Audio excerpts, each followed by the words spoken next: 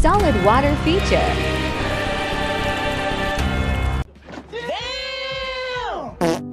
All the pipings are working against nature. Accumulated cold water from the pipes are flowing downwards. All the cold pipings are directed towards the units below from the rooftop. So, no matter how good the insulation work is done, condensation water can only flow downwards with the force of nature. Water has mass, so when PU foam can no longer contain the water mass, then leakage continues. Do not have pipings rooted from higher level than downwards and form a horizontal pool. Insulation with over-squeezing is like how you squeeze a wet sponge. Insulation must be free and easy in order to insulate properly, so bigger trunkings are needed for multiple pipe setup.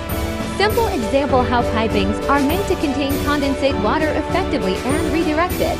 This is AC number 2. Follow the flow direction. Same for AC number 1. The pipes follows law of nature.